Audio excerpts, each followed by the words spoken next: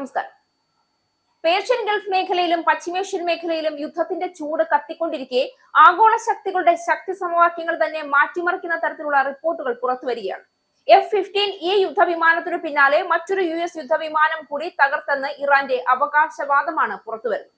Persian Gulf മേഖലയിൽ US air force യുദ്ധവിമാനമായ Fairchild Republic A-10 Thunderbolt 2 അഥവാ A-10 വാർത്തോഗ് എന്ന യുദ്ധവിമാനമാണ് തകർന്നു എന്ന് അവകാശപ്പെടുന്നത്. ഹോർമോസ് കടലിടുക്കിന് സമീപമായിരുന്നു അപകടം. അതിലെ പൈലറ്റിനെ രക്ഷപ്പെടുത്തിയതായും അന്താരാഷ്ട്ര മാധ്യമങ്ങൾ റിപ്പോർട്ട് ചെയ്യുന്നു. വെള്ളിയാഴ്ച ഒരു F-15E സ്ട്രൈക്ക് ഈഗിൾ യുദ്ധവിമാനവും തങ്ങൾ വെടിവെച്ചിട്ടതായി ഇറാന്റെ സൈനിക വിഭാഗമായ ഇസ്ലാമിക് റവല്യൂഷണറി ഗാർഡ് കോർ അവകാശപ്പെട്ടിരുന്നു. ആക്രമണത്തെ തുടർന്ന് വിമാനം തകരുന്നതിന് മുൻപ് പൈലറ്റുമാർ പുറത്തേക്ക് ചാടിയതായാണ് റിപ്പോർട്ടുകൾ സൂചിപ്പിക്കുന്നത്. ഈ വിമാനത്തിലെ പൈലറ്റുമാരിൽ ഒരാളെ രക്ഷപ്പെടുത്തിയെങ്കിലും രണ്ടാമത്തെ ആൾക്കായി തിരച്ചിൽ തുടരുകയാണ്. അയാൾ ഇറാന്റെ കസ്റ്റഡിയിലാണെന്നും ചില റിപ്പോർട്ടുകൾ സൂചിപ്പിക്കുന്നു. ഹോർമോസ് കടലിടുക്കിന് സമീപം തങ്ങളുടെ വ്യോമ പ്രതിരോധ സംവിധാനം A-10 വാർത്തോഗ് വിമാനത്തെ ലക്ഷ്യം വെച്ചതായി ഇറാൻ മാധ്യമങ്ങളാണ് ആദ്യം അവകാശപ്പെട്ട് രംഗത്ത് വന്നത്.